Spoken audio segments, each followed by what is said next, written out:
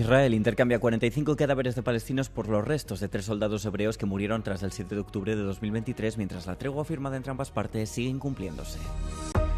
Nigeria está en vilo después de que el presidente de Estados Unidos, Donald Trump, amenazara con una acción militar por la supuesta persecución de cristianos. La policía antidisturbios se desplegó mientras los manifestantes antigubernamentales se enfrentaban a los leales del presidente Vučić frente al Parlamento serbio en Belgrado.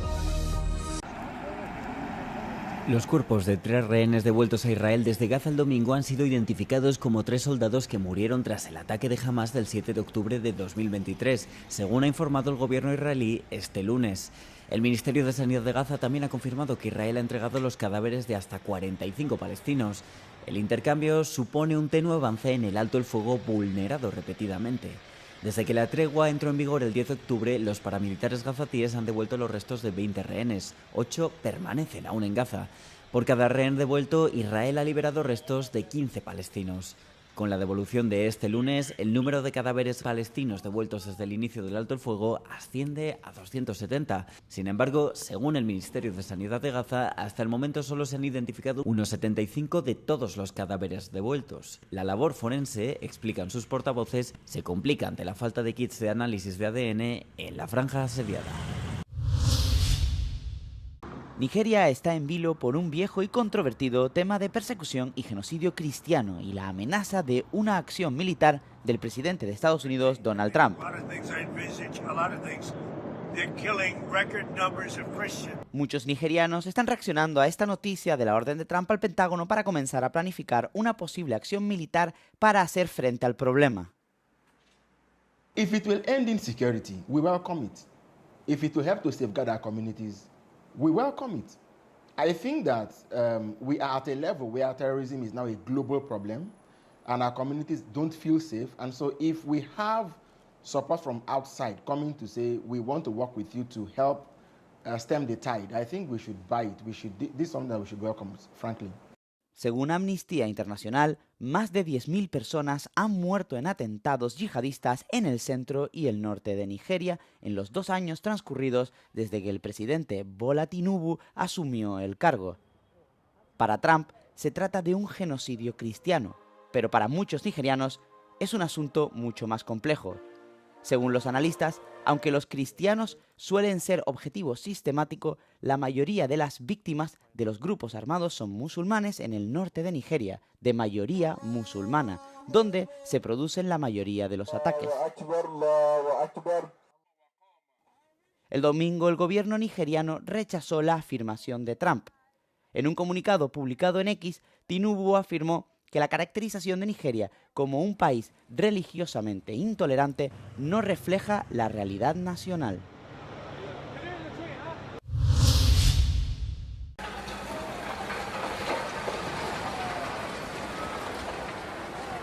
Part of Torre dei Conti behind me collapsed at around 11:30 local time, followed by a second collapse shortly after, just around 1 p.m. We are on Via dei Fori Imperiali, next to the Colosseum, right in the heart of Rome's historic center. We understand that the medieval tower had been abandoned for years and was undergoing renovation works. 3 workers who were atop of the tower right after the first collapse were rescued by Rome's fire brigade teams, while a 4th worker has been taken to hospital in serious conditions. Rome's Mayor Gualtieri and Italy's culture minister both attended the scene. The local police sealed off the area, as you can see, warning both tourists, passers-by and media crews to take their distance from the area amid fears of a further collapse.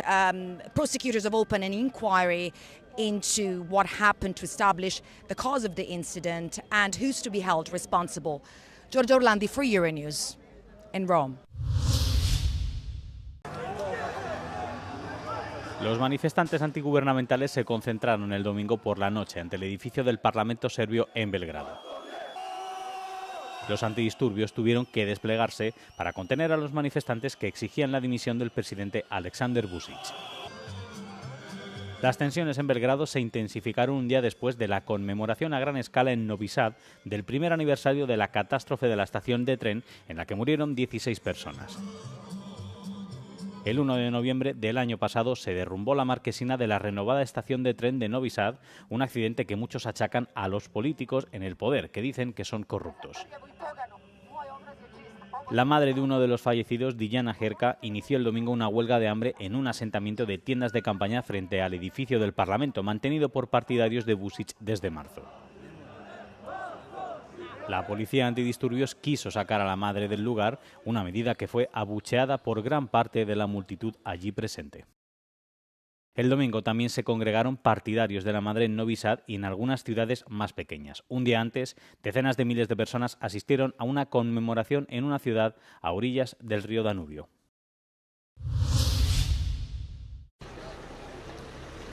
Un fuerte terremoto de magnitud 6,3 sacudió el norte de Afganistán en las primeras horas del lunes, matando al menos a 20 personas e hiriendo a cientos.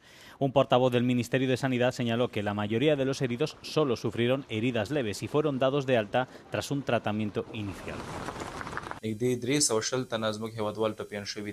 البته شهیدان هم تقریبا د شلو څخه پورته دي د معلومات تر اوسه پورې ابتدایي ارقام دي زموږ د ژغورنې ټیمونه همدارنګه روغتیايي ټیمونه په سیمه کې موجود دي د افغانستان اسلامي امارت د عامه روغتیا وزارت د رهبرۍ لوري ټول روغتونونو ته امر شوی ترڅو آماده اوسیږي.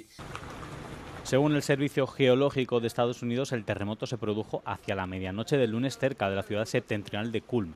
Se produjo a una profundidad de unos 28 kilómetros y se sintió en varias provincias cercanas. Los habitantes de la capital, Kabul, a casi 400 kilómetros de distancia, dicen que también sintieron los temblores. Según las autoridades, se están llevando a cabo operaciones de búsqueda y rescate y los equipos de emergencia ya han llegado a las zonas más afectadas.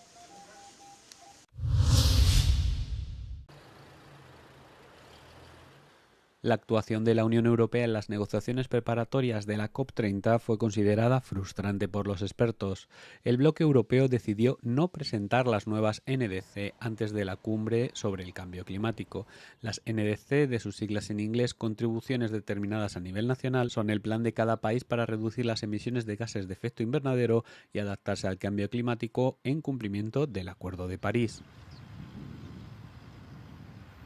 Estos objetivos se actualizan periódicamente y tradicionalmente se presentan con antelación para dar más tiempo al análisis y al debate. Existia uma expectativa da presidência da COP brasileira de que mais NDCs seriam apresentadas durante a COP, durante a pré-COP. Algumas foram, mas algumas ausências foram enfim, indicadas, né, foram demonstradas, especialmente a ausência da Europa. Não há como a gente resolver a equação climática do planeta só com alguns países. Ou todo mundo está no jogo, o nós não vamos conseguir resolver o problema. En una entrevista con Euronews, el director ejecutivo del Instituto de Investigación Ambiental de la Amazonia criticó la postura del bloque, que se limitó a publicar una declaración de intenciones.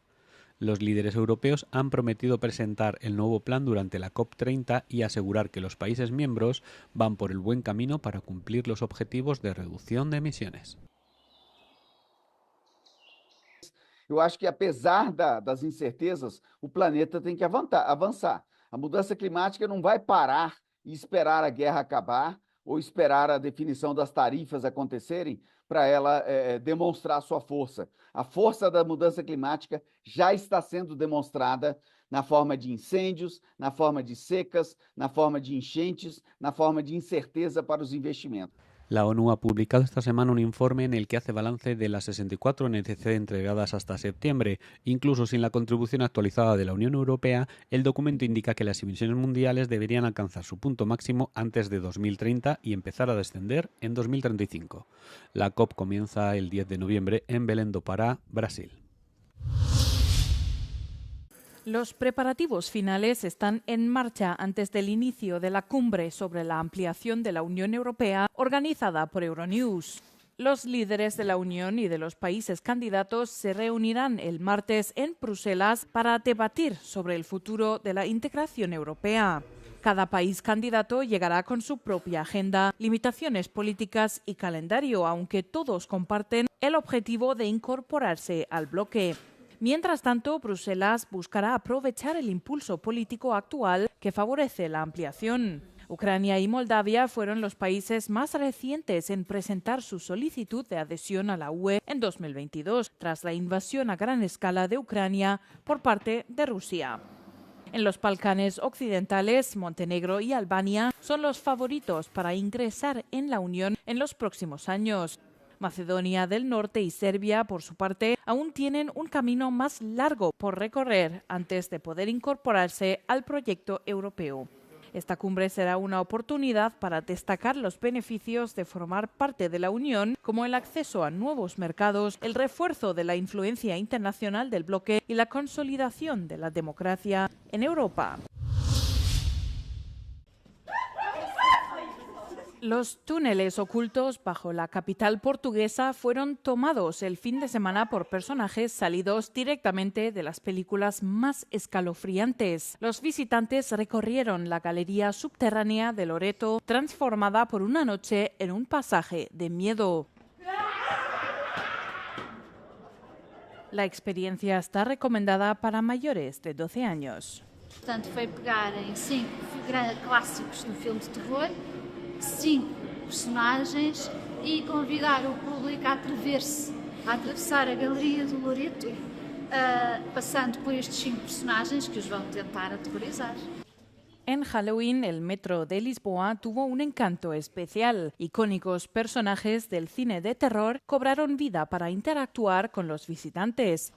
Todo ocurrió en la Galería de Loreto, una de las secciones del histórico acueducto de las Aguas Libres, que abasteció de agua a la ciudad hasta la década de los 70.